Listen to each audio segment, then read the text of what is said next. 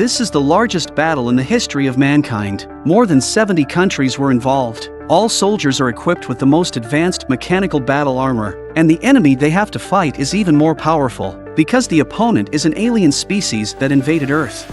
It turns out that 5 years ago, a meteorite suddenly landed in Europe. At first, people thought it was just an ordinary astronomical disaster, but to their surprise, there was an alien species called mimics on the meteorite. They have extremely high intelligence and amazing speed. The mimics soon swept across Europe. After the sacrifice of millions of soldiers, mankind found that Earth's technology was powerless to resist. It wasn't until after a 5-year-long and painful war that mankind finally created powerful mechanical battle armor. With simple training, the soldiers were able to perform perfectly and powerfully. In the Battle of Verdon, humans were able to fight off the enemy for the first time. The best of them, Rita, killed hundreds of imitators in one day. She was also known as the Angel of Verdon. The mechanical battle armor gave the humans back their confidence. The coalition then decided to ride the wave of victory. They wanted to wipe out all the enemies in the next showdown.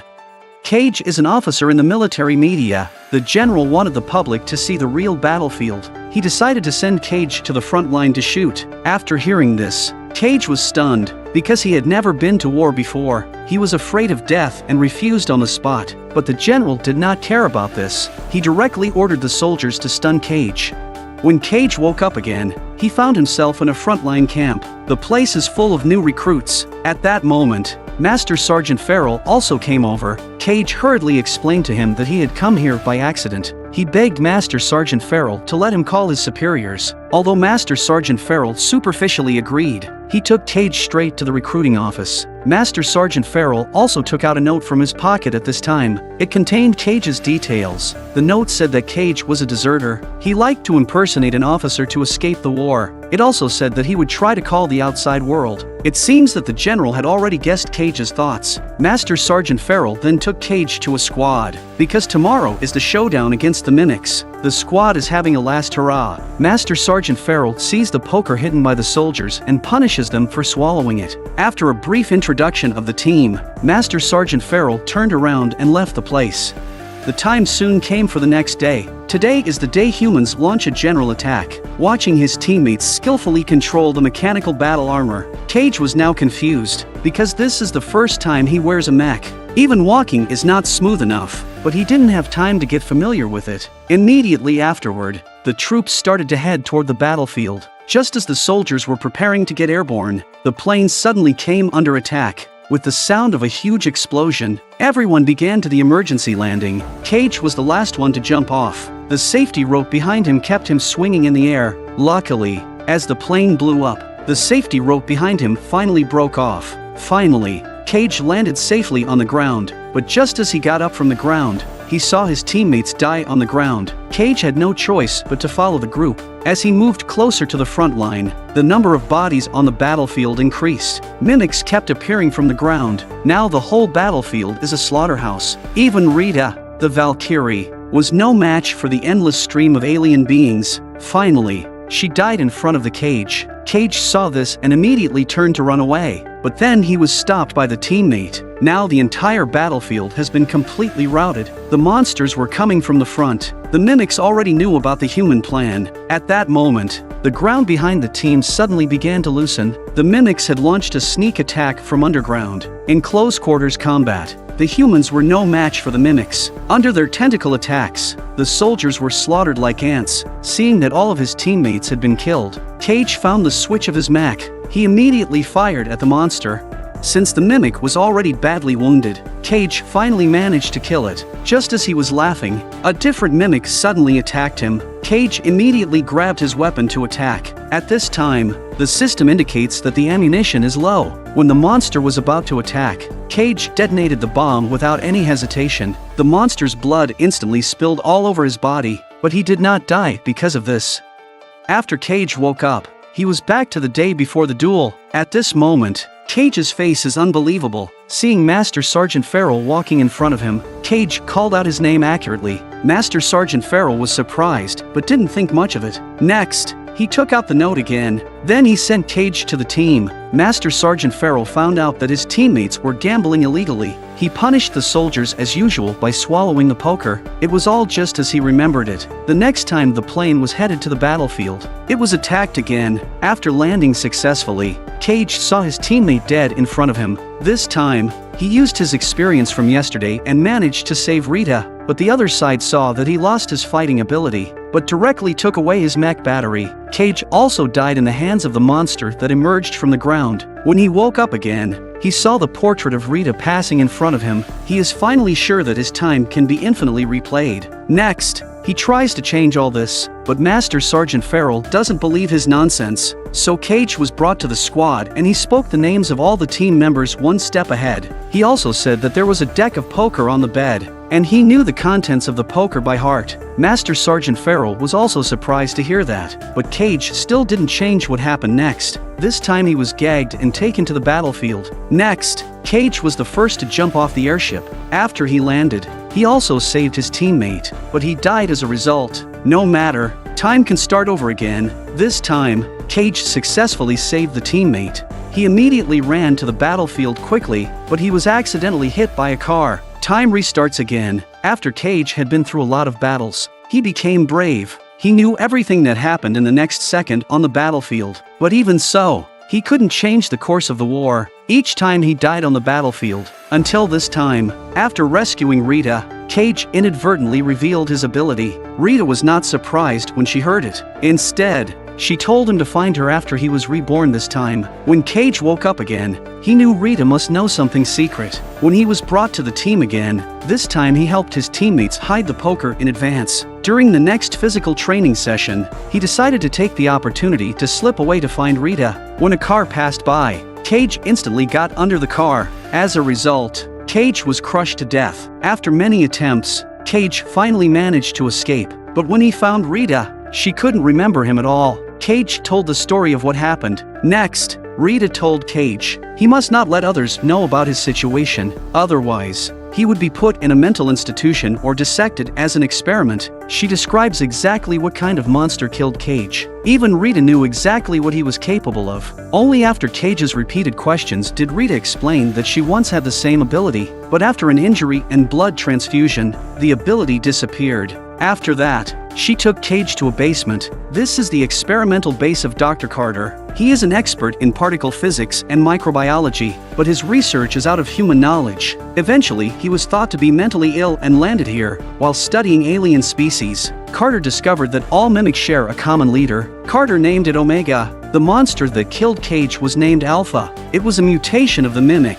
Only 1 in every 6 million monsters will appear, and all the monsters are controlled by the mastermind, Omega. It has the ability to control time. Once any Alpha is killed, Omega will automatically restart the time of the day. It will also know what's about to happen, so before the Union Army acted, it already knew about the human plan. Even the previous victory in the Battle of Verdun was a deliberate act of the Omega. It was to give the humans hope so that the Alliance Army would go into the war regardless of everything. Eventually, the human race will be wiped out, and Cage accidentally killed the Alpha. He also entered Omega's nervous system and had the ability to restart the day. Now Cage is the only hope for human victory. Next, he will have to go through countless deaths and rebirths until he finds the location of Omega's hideout. The prerequisite for all this is that they survive tomorrow's showdown. Then Cage began to receive pre-battle training, but in the face of the incoming mechanical tentacles, he was soon knocked out.